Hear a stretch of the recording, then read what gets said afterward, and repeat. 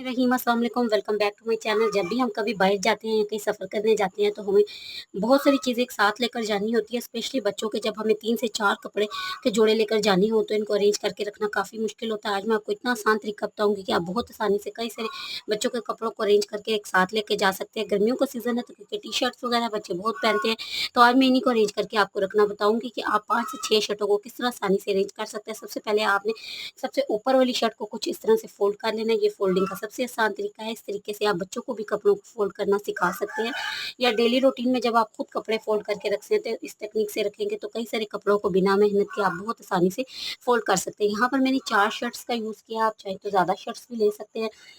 ज़्यादा शर्ट्स को भी इसी टेक्निक से बहुत आसानी से फ़ोल्ड करके आप रख सकते हैं। यहाँ पर मैंने 3 शर्ट्स को फ़ोल्ड कर लिया है। करने के बाद आपने चौथी शर्ट को फ़ोल्ड करने से पहले कुछ इस तरह से इसके बीच में बाकी 3 शर्ट्स को रख देना है और ऊपर की साइड इसको फ़ोल्ड कर लेंगे। तो ये देखिए, ये बहुत अच्छे से अरेंज हो जाती हैं, खुलती भी नहीं है, स्पेस भी कम लेती हैं और आपकी शर्ट एक जगह पर अरेंज होकर आ जाती है। तो आप इस टिप को ज़रूर से ट्राई करें। नेक्स्ट आइडिया जो शेयर कर रही हूँ, जब बाहर जाते हैं तो हमें ये बच्चों के ब्रश और टूथपेस्ट लेकर जानी होती है और उसको आप इस तरह से लेके जा सकते हैं कि यहाँ पर आपने ग्लव्स ले लेना है। इसके बीच आप कई सारे टूथब्रश को साथ रख सकते हैं, साथ में आप टूथपेस्ट को भी अरेंज करके रख सकते हैं, चीज़ों को कैरी भी कर सकते हैं।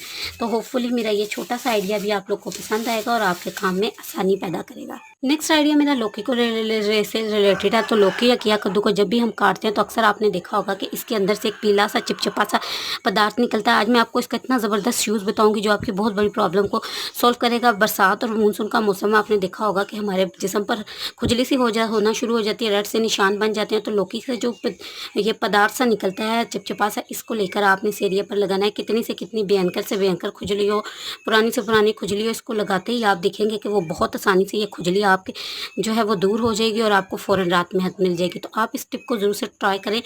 मेरी नेक्स्ट टिप जो है वो जुओं से रिलेटेड है। तो बरसात का मौसम है, वैसे भी जब हमारे बच्चे स्कूल गोइंग होते हैं तो जुएँ हर किसी को कभी ना कभी कहीं ना कहीं पड़ जाती हैं। इन जुओं को निकालने के मैं कई सारे तरीके और ख़त्म करने के कई सारी रेमेडी आप लोग के साथ शेयर कर चुकी हूँ। आज जो मैं चीज़ और तरीका आप लोग के साथ शेयर करी, इंशाल्लाह से आपको बहुत ज़्यादा मदद मिलेगी। चाहे हम कोई भी रेमेडी लगाएं, कोई भी चीज़ लगाएं, जो जुएँ हमारे सर में मर जाती हैं, इनको निकालने के लिए और सर से ख़त्म करने के लिए हमें बारीक कंघी का सहारा लेना पड़ता है। बारीक कंघी का जब हम यूज़ करते हैं तो सर में लगाते हैं तो छोटी जुएँ या बड़ी जुएँ अक्सर या तो वो नीचे गिर जाती हैं या उड़कर हवा से कहीं आगे पीछे हो जाती हैं, या फिर हमें कंघी में ढूंढनी पड़ती हैं, कहीं ना कहीं ये जुएँ गिर जाती है। आज मैं आपको एक ऐसी तकनीक बताऊंगी कि आप जब जुएँ सर से निकालेंगे तो आपकी एक तो जुएँ सारी सर से निकल भी जाएंगी और ये गिरेंगे नहीं। इसके लिए आपने एक टेप का टुकड़ा ले लेना है और इसको आपने कंघी के इस बैक वाले एरिया पर इस तरह से लगा लेना है। इससे जब जुएँ निकलेंगी तो वो टेप के साथ चिपक जाएंगी, इन जुओं को आपको ढूंढना नहीं पड़ेगा। इसके अलावा जो जुओं के अंडे होते हैं वो भी टेप के साथ चिपक जाएंगे और आपको इनको ढूंढना नहीं पड़ेगा। और बिजली की बचत से रिलेटेड है। तो बल्ब वगैरह जब हम ऑन करते हैं तो इनसे काफ़ी ज़्यादा बिजली ज़ाया हो जाती है और रात को अगर हम इन बल्ब को ऑन छोड़ दें तो बहुत ज़्यादा हमारी बिजली वेस्ट हो जाती है। तो इस तरह के बहुत ही सस्ते सस्ते ऑर्गेनाइज़र आपको मार्केट में मिल जाते हैं।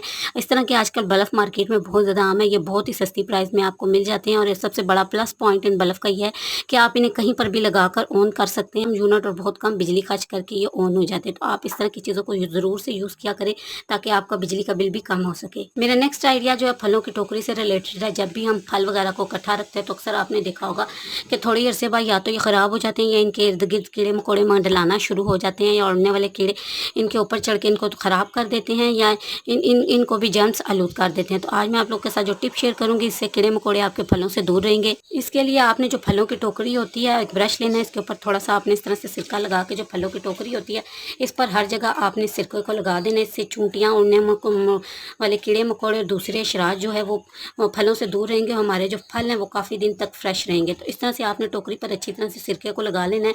आप इसमें मीठे फल रखें, चाहे कोई से भी फल रखें, अब आपकी फलों की जो टोकरी है वो कीड़े मकोड़ों से महफूज रहेगी।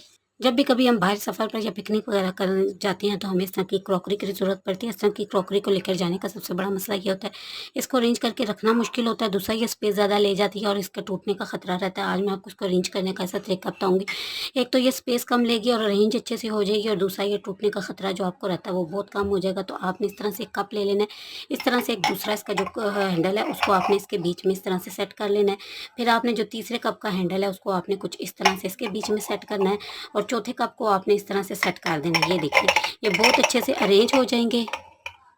इस तरह से ये कप बहुत अच्छे से अरेंज हो जाते हैं और इनके टूटने का, क्रॉकरी का खतरा कम रह जाता है। इस तरह से 2 प्लेटें रख के आप बहुत आसानी से इनको सेव कर सकते हैं। आप चाहे तो इसको किसी डोंगे वगैरह में रख सकते हैं या किसी शॉपर में रख के ऊपर से गिरा लगा लें तो ये कप टूटेंगे भी नहीं, स्पेस भी कम रहेंगे और अच्छे से अरेंज भी हो जाएँगे। तो छोटा-सा आइडिया है, होपफुली आपके काम को आसान करेगा और आप जब कभी भी बाहर जाएँगे तो आपकी इस मुश्किल को भी हल करेगा।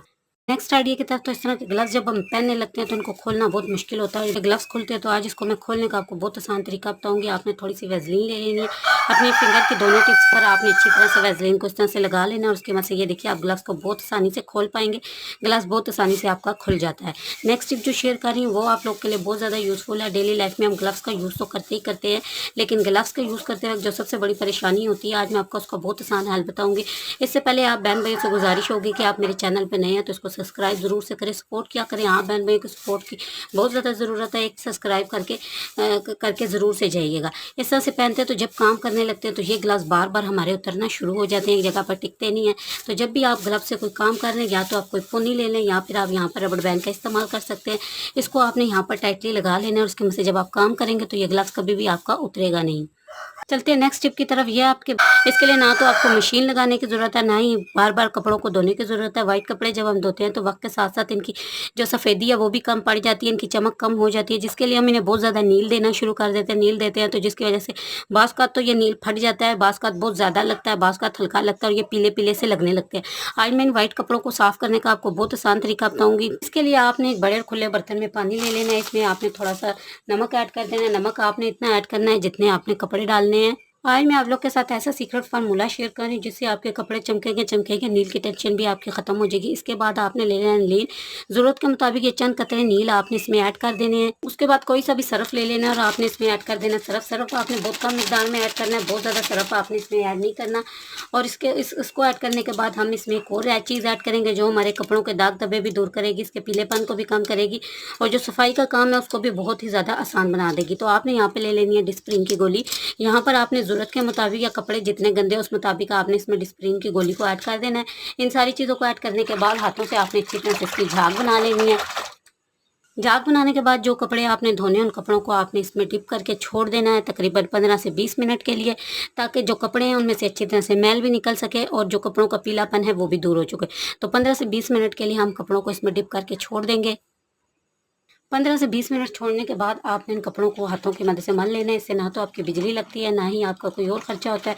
बहुत आसानी से आप अपने कपड़ों को चमका सकते हैं, इनके पीले दागों को दूर कर सकते हैं। अच्छी तरह से मलकर आपने इनको निकाल लेना है और नॉर्मल पानी से आपने इनको वॉश कर लेना है। नॉर्मल पानी से अब मैं इनको निकाल लूँगी। कपड़ों को मैंने नॉर्मल पानी से निकाल लिया और आप देख सकते हैं कपड़े हमारे व्हाइट भी हो चुके हैं। ना ही इनको नील लगाने का झंझट है, ना ही नील फटने का झंझट है। हर तरह के दाग धब्बे निकल जाते हैं और कपड़े व्हाइट और फेयर हो जाते हैं। होपफुली आपको आज के आइडियाज़ पसंद आएंगे। आइडियाज़ पसंद आए तो ज़रूर से ट्राई रखिए, कीजिएगा, अपना रखिएगा ख्याल। जज़ाकल्लाह।